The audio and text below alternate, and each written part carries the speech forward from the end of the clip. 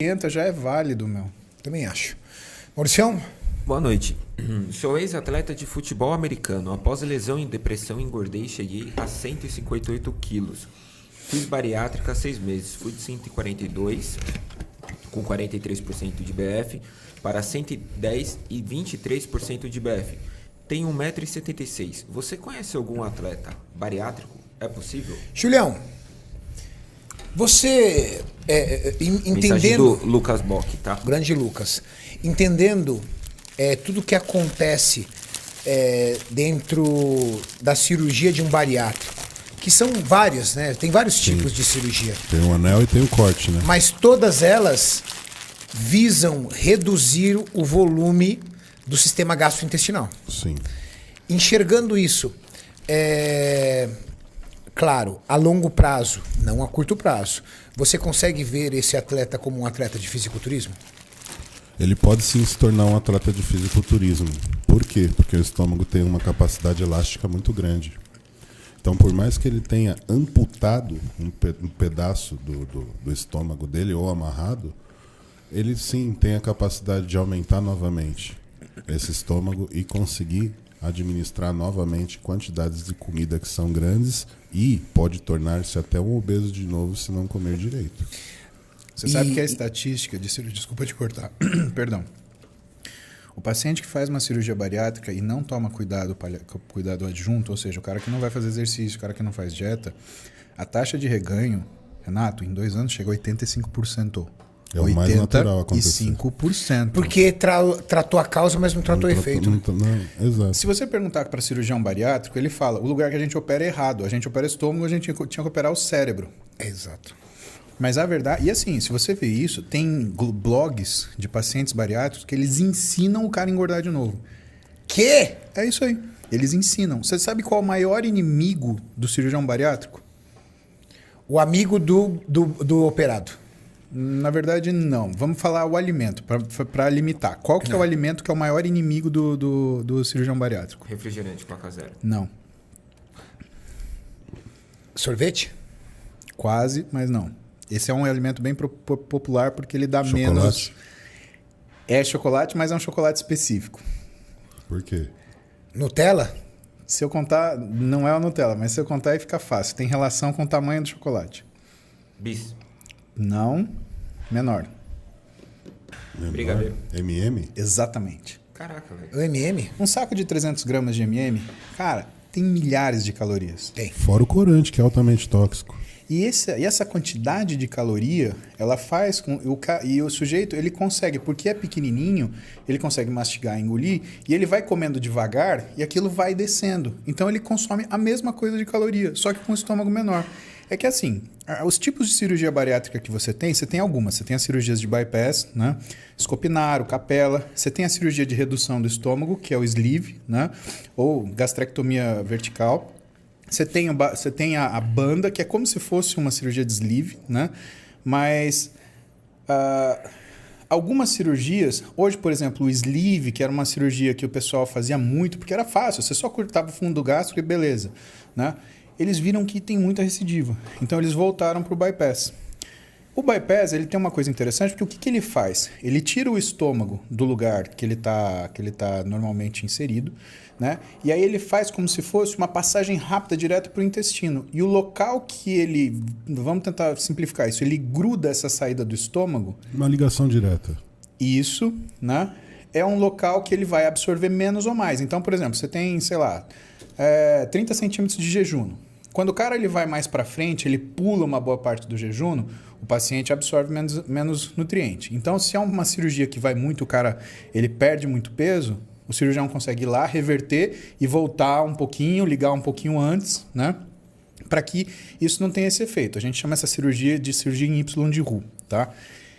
E qual é a grande questão? O problema ainda reside em como o paciente ele lida do ponto de vista nutricional com a cirurgia. Claro. E se o cara, né, ele, por exemplo, e o que é o grande problema do bariátrico, né? É o que a gente chama de síndrome de dumping. O que segura ele comer? Se ele comer uma coisa muito osmolar, e aí a gente está falando do dumping precoce, tá? você dá aula disso, né? Mas Traduz para mim. vou te contar para você que é uma coisa menos comum. Se bem que você também fez nutrição, né, Júlio? Então tá pau a pau. Vamos contar pra galera, né? Existem 2 tipos de dumping. O dumping precoce e o dumping tardio, tá? O que é isso? O cara come agora, ou ele passa mal agora porque ele faz uma baita hipotensão, ou ele daqui mais ou menos umas 2 horas, ele faz uma puta hipoglicemia. O bariátrico, ele tem essa característica de dumping quando, se ele é precoce, ele come um alimento muito osmolar, que é o que acontece muito com doce. Então ele come aquele carbo denso, aquele açúcar. O que acontece? O soluto, ele migra do lugar de menor densidade para o de maior densidade. Então, se dentro do intestino você tem uma grande quantidade de açúcar, esse açúcar ele não passa tão rápido do intestino para o sangue. Então, o líquido do sangue passa rápido do sangue para a luz intestinal. Então, o que acontece? O cara ele enche o intestino dele de líquido, a pressão dele cai e ele faz um dumping. Ele faz como se fosse chama dumping porque é queda, né? Ele faz uma baita hipotensão, por quê? Porque ele roubou volume da circulação sanguínea dele. Esse é o dumping precoce. Aí você tem o dumping tardio. O que é o dumping tardio?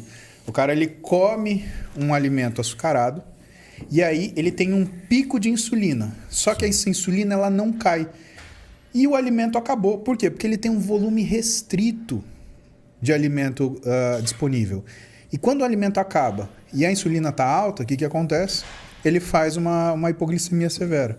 E essas coisas têm muita relação com o jeito que o paciente se apresenta. E para o médico é muito difícil, porque o cara que é um bariátrico, ele não vem com adesivo, olha, sou um bariátrico, alternativa A, B ou C. Vem um paciente desacordado para você tratar, e aí, o que você faz? Então, é fundamental que o paciente bariátrico ele tenha, em primeiro lugar, a noção que ele não está fazendo a cirurgia para poder comer o que ele quer. Ele está fazendo a cirurgia para ele tratar de uma forma que ele não vai conseguir. Que ele não consiga comer o que ele quer. Exatamente. Cara, é quase como uma mordaça cirúrgica. Por isso que os médicos obrigam A dieta. o pré-cirúrgico emagrecer. E passar com psicólogo. Passar com psicólogo e emagrecer. Ah, você tem que emagrecer. O cara não entende. Fala, como assim? Eu vou ser operado? Pra que eu tenho que emagrecer 10 quilos? Porque ele precisa, de alguma forma, te reeducar. Não, Renato, desculpa, Julião. Tem cara que ele engorda pra fazer a cirurgia. Ele quer fazer a cirurgia. Pra conseguir passar no convênio. Exatamente. Pra chegar no convênio, exatamente. Aí ele fala assim, ele faz a conta. Putz, se eu ganhar 5 quilos, eu faço a cirurgia. Então eu vou ganhar 5 quilos. Cara... É deprimente, mas é verdade. Que saúde essa pessoa vai ter, velho? É um negócio meu assustador. Você ficou sabendo a cirurgia bariátrica que o Romário fez? Então... Todos dizem que ele fez uma cirurgia muito perigosa, que é uma cirurgia... E assim, ele não era obeso. Foi uma coisa assim, não deu pra entender, Parece cara. que ele é diabético também. Ele tinha pré-diabetes, ele estava desenvolvendo diabetes tipo 2. É uma cirurgia... Ele ficou muito magro, né? Cara, ele ficou muito magro e ele não era obeso pra isso. Ele poderia ter corrigido isso numa dieta. Sim. Então, E falam que a cirurgia que ele fez é uma cirurgia que não, agressiva, né? que não se faz mais, que é uma cirurgia muito agressiva. então, essa cirurgia ganhou o apelido de cirurgia metabólica. Por quê? Porque ela era tão agressiva que era capaz de, em alguns casos, reverter diabetes. Que é o caso do Romário. Que é o caso do Romário. Mas isso acontece em diabetes tipo 2. Diabetes tipo 1, não. Né? E assim...